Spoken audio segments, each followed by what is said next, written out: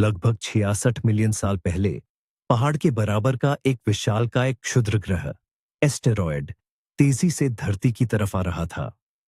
उसका टकराना इतिहास की दिशा को हमेशा के लिए बदल गया। लेकिन क्या होता अगर वो चूक जाता? क्या होता अगर वो बस कुछ मिनटों के फर्क से हमारे ग्रह के पास से गुजर जाता? आज हम एक वैकल्पिक समय रेखा ऑल्टरनेटिव टाइमलाइन पर सफर करेंगे। एक ऐसी दुनिया में जहां डायनासोर न सिर्फ बच गए, बल्कि उन्होंने अपना 66 मिलियन साल का शासन जारी रखा। इस वीडियो में हम ऐसे 20 हैरान कर देने वाले तथ्यों पर नजर डालेंगे कि हमारी दुनिया कैसी दिखती अगर डायनासोर का युग कभी खत्म ही नहीं होता। और यकीन मानिए, यह वो दुनिया बिल्कुल नहीं है जिसे आप जानते हैं। वैसे आपको क्या लगता है, क्या इंसानियत को इस दुनिया में मौका मिल पाता? कमेंट्स में जरूर बताइए और हम वीडियो के अंत में इस सवाल पर वापस आएंगे। इस बड़े बदलाव की कल्पना करने के लिए आइए हम क्रिटेशियस पीरियड के अंत में वापस चलते हैं। उस वक्त धरती एक गर्म, लगभग उष्णकटिबंधीय ट्रॉपिकल जन्नत थी, जहां समुद्र का स्तर बहुत ऊंचा था। महाद्वीप, कॉन्टिनेंट्स अभी भी अपनी आधुनिक जगह पर नहीं पहुंचे थे, और हर जगह जमीन पर, पानी में और हवा में डायनासोर का ही दबदबा था।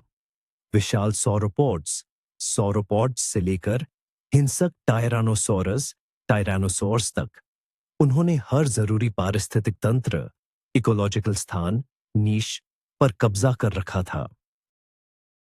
हमारी कहानी उस पल से शुरू होती है जब चिक्सुलूप एस्टेरॉयड, जिसने हमारी असलियत में महाविनाश को जन्म दिया था, बस पास से गुजर जाता है।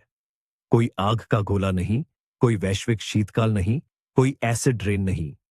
डायनासोर के लिए यह बस एक और सामान्य दिन था, लेकिन ग्रह के भविष्य के लिए इसका मतलब था कि विकास, इवोल्यूशन की किताब अब बिल्कुल अलग स्याही से लिखी जाएगी। खेल के नियम नहीं बदले, और स्तनधारियों, मैमल्स, यानी हमारे दूर के पूर्वजों को कभी मुख्य मंच पर आने का मौका ही नहीं मिला। और पहला, सबसे स्पष्ट तथ्य यह है कि स्तनधारी हमेशा पर्दे के पीछे ही रह जाते। हमारी दुनिया में क्षुद्र ग्रह के गिरने से अनगिनत पारिस्थितिक स्थान खाली हो गए थे। हमारे पूर्वज, जो उस समय छछूंदर जैसे छोटे जीव थे, अपनी गुफाओं से बाहर निकले और ग्रह पर कब्जा करना शुरू कर दिया। लेकिन जिस दुनिया में डायनासोर विलुप्त नहीं हुए, वहां ऐसा नहीं होता। प्रतिस्पर्धा बहुत क्रूर होती। कल्पना कीजिए, एक ऐसी दुनिया जहां हर छोटे कृंतक का शिकार दर्जनों छोटी, तेज और बुद्धिमान डायनासोर प्रजातियां कर रही होती। स्तनधारियों द्वारा आकार बढ़ाने या दिन के उजाले में आने का कोई भी प्रयास तुरंत दबा दिया जाता। इसलिए लाखों करोड़ों वर्षों तक वे बिल्लों और पेड़ों के खोखलों में छिपे रहने वाले छोटे और निशाचर जीव ही बने रहते।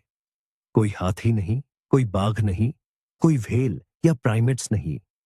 स्तनधारियों का विकासवादी वृक्ष अपनी जड़ पर ही काट दिया जाता, जिससे वे इस डायनासोर प्रधान नाटक में हमेशा के लिए गौण पात्र बनकर रह जाते। अब हम बुद्धिमत्ता के पहलू पर बात करते हैं। टोरोमोसोरस, जैसे कि वेलोसिरैप्टर, क्रेटेशियस काल में ही सबसे बुद्धिमान डायनासोरों में से थे। उनके शरीर के आकार के अनुपात में उनका मस्तिष्क काफी बड़ा था। कल्पना कीजिए, अगर उन्हें विकास के लिए और 66 मिलियन साल मिल जाते, तो परिणाम चौंकाने वाला हो सकता था। हम अति बुद्धिमान शिकारियों को उभरते हुए देख सकते थे।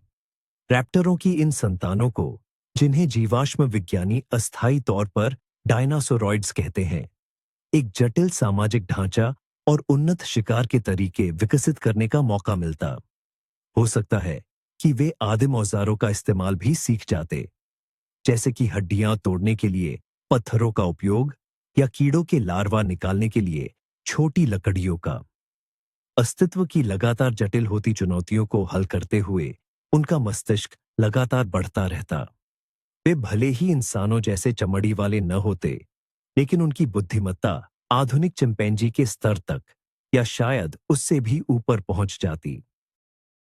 ऐसे चतुर, संगठित और तालमेल वाले शिकारियों के झुंड से भरी यह पृथ्वी यकीनन रहने के लिए एक अविश्वसनीय रूप से खतरनाक जगह बन जाती। हम जरा आसमान की तरफ देखें।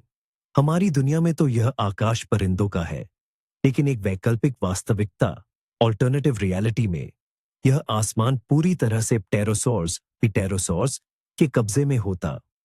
ये उड़ने वाले छिपकलीनुमा जीव लुप्त नहीं हुए, बल्कि उन्होंने और भी ज्यादा विविधता और विकास हासिल करना शुरू कर दिया। जरा कल्पना कीजिए इस विशाल और अद्भुत विविधता की। क्वेटजालकोएटल, क्वेट्ज़ालकोअट्लुस जैसे विशाल डार्किड्स, अश्डार्चिड्स, जिनके पंखों का फैलाव 12 मीटर तक है, वो और भी बड़े हो जाते और हवा के असली लेवियाथन बन जाते। वे जिराफ की तरह मैदानों पर चहलकदमी करते हुए छोटे डायनासोरों का शिकार करते। इसी दौरान हजारों नई प्रजातियां उत्पन्न हो जाती।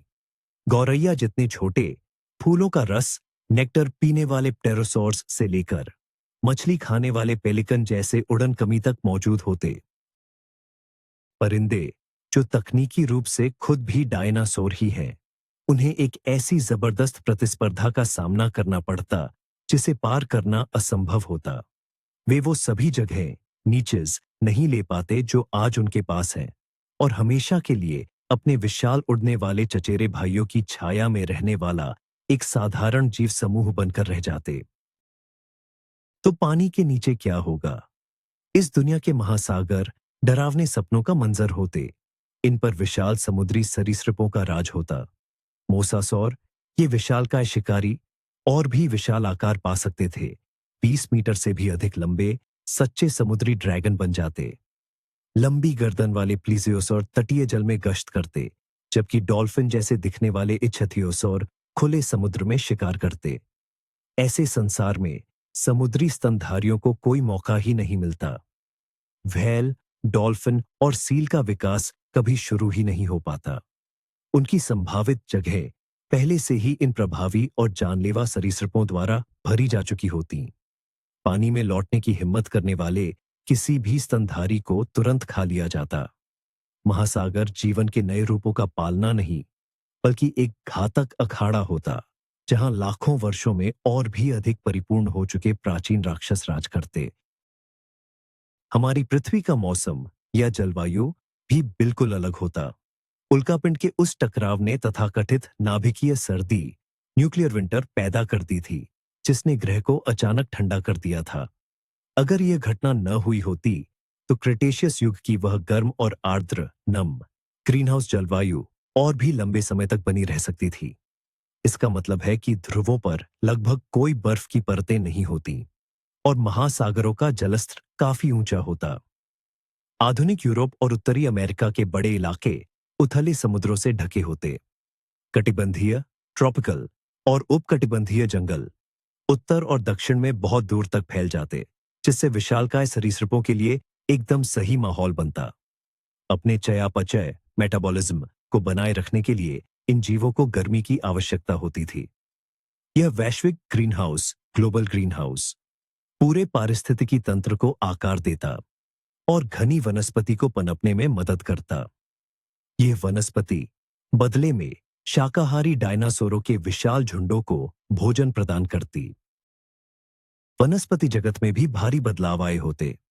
कल्पना कीजिए, उन बहुटनी शाकाहारी डायनासोरों ने वनस्पति पर कितना दबाव डाला होगा। जीवित रहने के लिए फूल वाले पौधों को, जो क्रेटेशियस काल में ही पनपना शुरू हुए थे, एक तरह की जैविक हथियारों की होड़, आर्म्स रेस में शामिल होना पड़ा होगा। हमें 1 मीटर मोटी छाल वाले पेड़ दिखाई देते, जिन्हें ज्यादातर डायनासोर भेद नहीं पाते। पौधों ने इतने जबरदस्त जहर विकसित किए होते जो सबसे बड़े सौरोपॉड को भी मार सके, या फिर उन्होंने रेजर की तरह तीखे विशाल कांटे उगाए होते। शायद कुछ प्रजातियां खुद को लगातार खाए जाने की भरपाई के लिए अविश्वसनीय गति से बढ़ना सीख गई होती। हमें जो नरम घास वाले मैदान और खेत परिचित हैं, वे शायद मौजूद ही नहीं होते। उनकी जगह फर्न के घास के मैदान और जंगल फैले होते, जो अजीब और खतरनाक पौधों से भरे होते। ये पौधे धरती की सामान्य वनस्पति से ज्यादा किसी साइंस फिक्शन उपन्यास की रचनाएं लगते। डायनासोर युग की महाकायता का जो चलन था, वो खत्म नहीं होता, बल्कि नई ऊंचाइयों को छू लेता। अर्जेंटिनोसॉरस जैसे सोरोपॉड्स पहले से ही पृथ्वी के इतिहास के सबसे बड़े जमीनी जानवर थे। लेकिन 66 मिलियन वर्षों के विकास में उनकी अगली पीढ़ी और भी ज्यादा विशाल हो सकती थी। जैविक और गुरुत्वाकर्षण की सीमाओं का कड़ा परीक्षण किया जाता। हम 50 मीटर से भी ज्यादा लंबे और लगभग 150 टन वजनी सौरोपोड्स को देख पाते। इन विशालकाय जीवों को जीवित रखने के लिए उन्हें खास बदलावों की जरूरत होती। वायु कोशों वाली और भी ज्यादा प्रभावी श्वसन प्रणाली, बेहद मजबूत हड्डियां और एक असाधारण रूप से शक्तिशाली हृदय।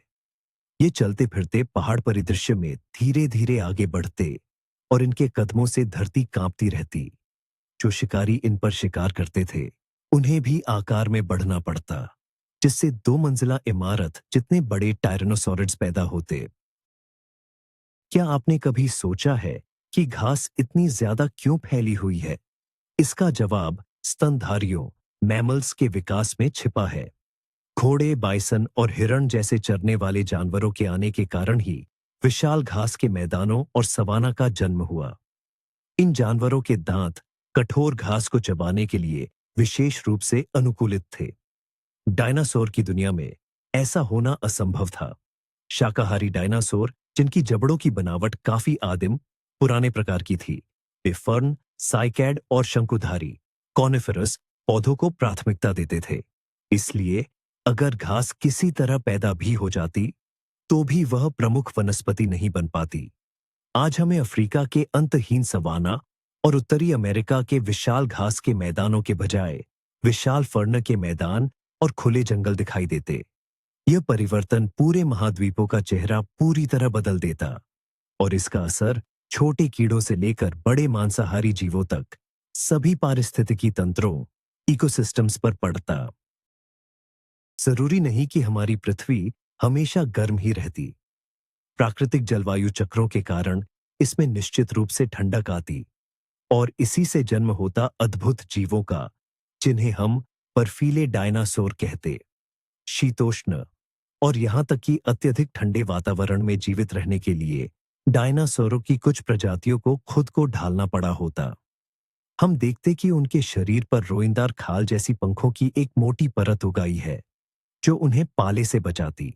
कल्पना कीजिए, एक टायरानोसोरस का वंशज जो घने पंखों से ढका है, एक विशाल ध्रुवीय भालू की तरह बर्फीली टैगा के जंगलों में शिकार कर रहा है। या फिर बख्तरबंद एंकिलोसोरस के झुंड, जो भोजन की तलाश में बर्फ तोड़ने के लिए अपनी शक्तिशाली गदानुमा पूंछ का इस्तेमाल कर रहे हैं। ये ठंड अनुकूलित डायनासोर यूरेशिया और उत्तरी अमेरिका के उत्तरी क्षेत्रों में बस जाते और ऐसी अद्वितीय ध्रुवीय पारिस्थितिकी तंत्रों का निर्माण करते, जिनका हमारे आज के संसार में कोई मुकाबला नहीं है। सांपों का विकास भी एक बिल्कुल ही अलग दिशा में चला जाता। हमारी वर्तमान समय रेखा में सांपों ने जो सफलता पाई है, वो डायनासोरों के विलुप्त होने के बाद छोटे स्तनधारियों की संख्या में आए भारी उछाल से जुड़ी हुई है। चूहे, खरगोश और ऐसे ही छोटे जीव जंतु उनके लिए एकदम सही और प्रचुर मात्रा में भोजन बन गए। लेकिन अगर स्तनधारी छोटे और दुर्लभ ही रह जाते, तो सांपों को यह समृद्ध भोजन का भंडार नसीब नहीं होता। उनके विकास की गति शायद धीमी पड़ जाती। वे इतनी विविधता हासिल नहीं कर पाते और इतने सफल शिकारी नहीं बन पाते। संभव है कि उनमें से ज्यादातर अपने आदिम छिपकली जैसे पूर्वजों की तरह ही रह जाते, जिनके पास अपूर्ण अंग होते।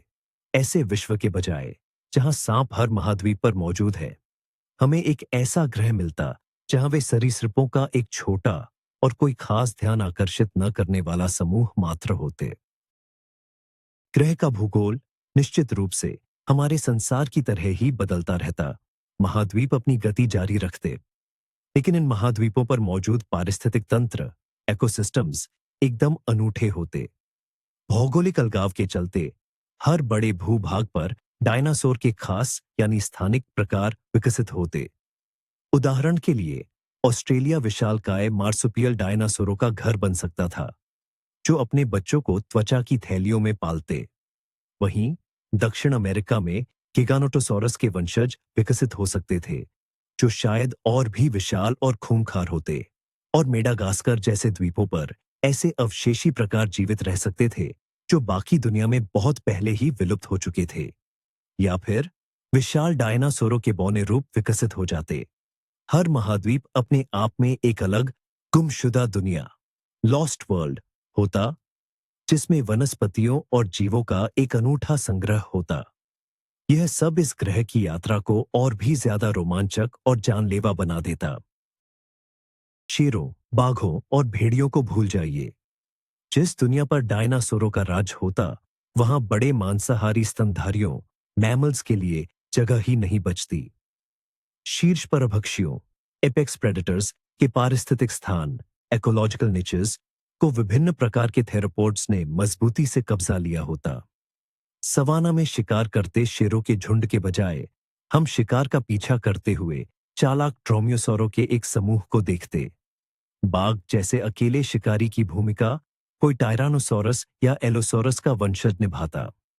इन प्रभावी और पूर्ण रूप से सुसज्जित सरीसृपों, रेप्टाइल्स की प्रतिस्पर्धा को पार करना नामुमकिन होता। सैबर दांत वाली बिल्लियों, भयानक भेड़ियों और गुफा वाले भालुओं का विकास कभी नहीं होता।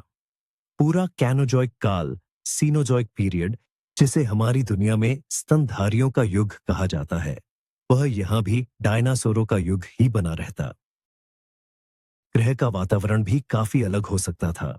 गर्म जलवायु और प्रचुर वनस्पति के कारण वायुमंडल में ऑक्सीजन का स्तर आज की तुलना में काफी ऊंचा रहा होगा। जैसा कि हम कार्बोनिफेरस काल से जानते हैं, उच्च ऑक्सीजन स्तर की वजह से कीट पतंगों, आर्थ्रोपॉड का आकार बहुत बड़ा हो जाता है। इस लिहाज से डायनासोर की दुनिया विशालकाय कीड़ों की भी दुनिया होती। कल्पना कीजिए, 1 मीटर पंख फैलाव वाली ड्रैगन फ्लाइजेस, जंगल की जमीन पर रेंगते 2 मीटर लंबे कनखजूरे और डिनर प्लेट के आकार की मकड़ियां। छोटे डायनासोर और स्तनधारियों के लिए ये जीव एक गंभीर खतरा पैदा करते। यह पहलू एक काल्पनिक टाइम ट्रैवलर के लिए उस दुनिया को और भी अधिक पराया और डरावना बना देता। इस दुनिया में पक्षी डायनासोर की एकमात्र जीवित शाखा है, लेकिन अगर हम किसी दूसरी दुनिया या वैकल्पिक वास्तविकता की बात करें, तो शायद उनका भविष्य इतना सुनहरा न होता। बड़े पैमाने पर हुए उस विलुप्तकरण के बाद पक्षियों को खाली हुई पारिस्थितिक जगहों को भरने का एक अनोखा मौका मिला। मगर अगर यह घटना नहीं होती, तो उन्हें हवा में टेरोसॉर्स और जमीन पर अनगिनत छोटे डायनासोरों की प्रजातियों से लगातार मुकाबला करना पड़ता। ऐसे में उनकी विविधता बहुत सीमित रह जाती। हम शायद न तो गाने वाले पक्षियों को देख पाते, न ही शानदार चीलों या गरुड़ों को, और न ही पेंगुइन को। पक्षी आर्कियोप्टेरिक्स जैसे अपेक्षाकृत आदिम समूह ही बने रहते, और अधिकांश पारिस्थितिकी तंत्रों में उनकी कोई खास भूमिका नहीं होती। उनके मनमोहक गीत कभी जंगलों में गूंज नहीं पाते। इसके बजाय जंगल उनके अधिक सफल रिश्तेदारों की दहाड़ और कर्कश ध्वनियों से भरे होते। हिमयुग, जिन्होंने स्तनधारियों और मानव के विकास को इतनी गहराई से प्रभावित किया है, इस काल्पनिक दुनिया में पूरी तरह अलग होते। हालांकि पृथ्वी की कक्षा, ऑर्बिट से जुड़े ठंड और गर्मी के चक्र तब भी होते, पर उनका असर बदल जाता। उच्च कार्बन डाइऑक्साइड CO2 स्तर वाली और ध्रुवों पर बर्फ की टोपियां, आइस कैप्स के बिना वाली इस ग्रह के पास एक बड़ा थर्मल बफर, तापमान नियंत्रक होता। इस कारण हिमयुग इतने कठोर नहीं होते, और न ही पूरे महाद्वीपों को ढकने वाली विशाल बर्फ की चादरें, ग्लेशियल शील्ड्स बनती। इसके बजाय हम ठंडे माहौल के अनुकूल हो चुके डायनासोरों से भरी ध्रुवीय टुंड्रा और टैगा जंगली क्षेत्र के विस्तार को देखते। कठोर हिमचक्रों की अनुपस्थिति का मतलब एक अधिक स्थिर दुनिया होता, लेकिन इसका यह भी मतलब होता कि वह विकासवादी प्रोत्साहन, एवोल्यूशनरी स्टिमुलस नहीं मिलता, जिसने हमारी दुनिया में मैमथ, ऊनी गैंडे, वूली राइनो और अंततः हमें जन्म दिया। डायनासोर का सामाजिक व्यवहार अविश्वसनीय रूप से जटिल हो गया होता। हमें जीवाश्मों से यह पहले से ही पता है कि हेड्रोसौर, जिन्हें बतख चोंच वाले डायनासोर भी कहा जाता है, जैसी कई प्रजातियां विशाल झुंडों में रहती थीं और सामूहिक घोंसले बनाकर अपने बच्चों की देखभाल करती थीं। 66 मिलियन वर्षों के दौरान यह व्यवहार हाथी या शायद प्राइमेट्स के स्तर तक विकसित हो सकता था। हम अनुभवी कुलमाताओं, मैट्रियार्क के नेतृत्व वाले झुंड, जटिल प्रणय अनुष्ठान और शिकारियों से बचाव के लिए एक समन्वित रणनीति देखते, जिसमें वयस्क डायनासोर छोटे बच्चों के चारों ओर एक सुरक्षात्मक घेरा बना लेते। वहीं शिकारी डायनासोर झुंड में शिकार करने की और भी अधिक परिष्कृत रणनीति विकसित करते। डायनासोर की दुनिया सिर्फ अकेले घूमने वाले राक्षसों का जमावड़ा नहीं होती, बल्कि यह नाटक, पदानुक्रम और सहयोग से भरी एक जटिल सामाजिक ताना बाना होती। एक पल के लिए अपनी आंखें बंद करें और कल्पना करें कि उस दुनिया की आवाजें कैसी होती। वे पूरी तरह से अलग होती। सुबह पक्षियों के सामान्य चहचहाहट के बजाय हवा में अजीब कर्कश चीखे और टेरोसौर का तीखा क्लेकट, तीखी आवाज गूंजता होता। जंगलों की चुप्पी हिरण के पैरों तले डंडियों के टूटने से नहीं, बल्कि एक भारी कम आवृत्ति वाली गर्जना से भंग होती। यह वह रोना था जिसे सौरोपोड लंबी दूरी पर आपस में संवाद करने के लिए निकालते थे। ये ऐसी ध्वनि होती जिसे आप सुनने से ज्यादा अपने पूरे शरीर में महसूस करते, और यकीनन विशालकाय थेरोपोड की आत्मा को कंपा देने वाली दहाड़ जो मीलों तक सुनाई देती और हर जीवित चीज को डर के मारे जम जाने पर मजबूर कर देती। ग्रह का यह ध्वनिक परिदृश्य, अकूस्टिक लैंडस्केप, पूरी तरह से अनजाना होता, जो आदिम शक्ति और निरंतर खतरे का माहौल पैदा करता। लेकिन अब बात करते हैं एक और विचार की, जो थोड़ा सट्टात्मक जरूर है, पर सोचने पर मजबूर कर देता है। क्या डायनासोरों ने भी खेतीबाड़ी जैसा कुछ विकसित कर लिया होगा? ओविराप्टोरोसौर या ट्रोडोंटिड्स के वंशज कुछ छोटे और चालाक डायनासोर शायद अन्य प्रजातियों के साथ सहजीवी संबंध, सिम्बायोटिक रिलेशनशिप्स विकसित कर चुके होंगे। कल्पना कीजिए, एक डायनासोर सिर्फ फफूंद खाता नहीं, बल्कि फफूंद के जाल, माइसीलियम, की सक्रिय रूप से देखभाल करता है। वह उसे खरपतवार से साफ रखता है और प्रतिस्पर्धियों से बचाता है, ताकि उसे भोजन का एक स्थिर स्रोत मिलता रहे। या फिर ऐसा डायनासोर जो धीमी गति से चलने वाले बड़े कीड़ों की कॉलोनियों को पालना, हर्डिंग सीख गया हो, उन्हें एक जगह से दूसरी जगह ले जाता हो और शिकारियों से बचाता हो, और बदले में उनके पोषक स्राव, न्यूट्रिटिव सिक्रीशंस प्राप्त करता हो। यह मानवीय समझ के अनुसार बुद्धिमानी वाला काम नहीं होगा, बल्कि एक जटिल सहज वृत्ति, इंस्टिंक्ट का कार्यक्रम होगा। लेकिन यह मानवता के उदय होने से बहुत पहले, पृथ्वी पर पहले किसानों के आगमन का संकेत जरूर देता। तो हमारे पूर्वज, वो प्राइमेट, उनकी किस्मत बिल्कुल भी अच्छी नहीं होती। प्राइमेट्स का वो विकासवादी मोड जिसने इंसानों को जन्म दिया, तब शुरू हुआ जब हमारे पूर्वज पेड़ों से उतरकर अफ्रीकी सवाना की जमीन पर आ गए। लेकिन डायनासोर की दुनिया में पहली बात तो यह कि इतनी बड़ी सवाना घास के मैदान होते ही नहीं, और दूसरी बात, जमीन एक जानलेवा जगह होती। नीचे उतरने की हिम्मत करने वाला कोई भी प्राइमेट तुरंत ही अनगिनत छोटे और मध्यम शिकारी डायनासोरों का भोजन बन जाता। इसलिए प्राइमेट्स हमेशा के लिए पेड़ों पर ही टिके रहते। वे न तो सीधे खड़े होकर चलना सीख पाते, न ही उनके हाथ औजार बनाने के लिए आजाद होते, और न ही उनका मस्तिष्क इतनी तेजी से विकसित होना शुरू होता। वे आज के लीमर या टार्सियर जैसे होते, छोटे, डरपोक, पेड़ों पर रहने वाले जीव, जिनकी विकासवादी क्षमता कभी खुल ही नहीं पाती।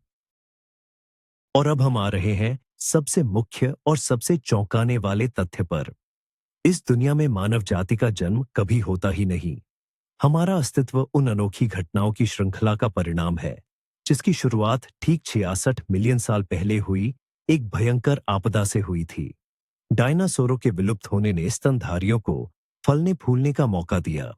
घास के मैदानों के फैलने से सवना अस्तित्व में आए, और जलवायु परिवर्तन ने हमारे पूर्वजों को पेड़ों से नीचे उतरने पर मजबूर कर दिया। इन सभी कारकों ने एक साथ मिलकर होमोसेपियंस के विकास का मार्ग प्रशस्त किया। अगर डायनासोर का प्रभुत्व बना रहता, तो इनमें से कोई भी शर्त पूरी नहीं होती। हम तक पहुंचने वाला विकास का रास्ता हमेशा के लिए अवरुद्ध हो जाता। पृथ्वी ग्रह अद्भुत और जटिल जीवन रूपों से भरा होता, लेकिन उनमें वे बुद्धिमान प्राइमेट्स नहीं होते जो शहर बनाते हैं और सितारों की तरफ देखते हैं। यह एक ऐसी दुनिया होती जो हमारे बिना होती। तो ये है वो दुनिया जहां उल्का पिंड एस्टेरॉयड चूक गया था। ये सिर्फ हमारी धरती नहीं है जहां हाथियों और शेरों की जगह डायनासोर होते। नहीं, ये बिल्कुल ही अनजान, अपने आप में दूसरी दुनिया है। ये हमेशा रहने वाले विशालकाय जीवों का ग्रह है, जो फर्न के मैदानों से ढका है और जहां समझदार शिकारी राज करते हैं। यहाँ हमारे पूर्वज हमेशा के लिए परछाई में रह गए और मानवता के लिए इस दुनिया में जगह ही नहीं बची। ये एक मजबूत याद दहानी है कि हमारा अपना सफर कितना अचानक और कितना नाजुक है। इस अलग दुनिया की यात्रा को अंत तक देखने के लिए धन्यवाद। अगर आपको यह पसंद आया तो लाइक करना, चैनल को सब्सक्राइब करना और नए वीडियो मिस न करने के लिए घंटी बेल आइकॉन को दबाना मत भूलिएगा। और अब सबसे जरूरी सवाल, अगर आप एक दिन के लिए सुरक्षित रूप से इस दुनिया में जा सकते तो आप किस जीव को सबसे ज्यादा देखना चाहेंगे? एक विशालकाय सौरोपॉड को, तेज दिमाग वाले रैप्टर्स के झुंड को, या आसमान में उड़ते हुए बड़े टेरोसौर पीटीरोसौर को? अपना जवाब कमेंट्स में जरूर लिखिए।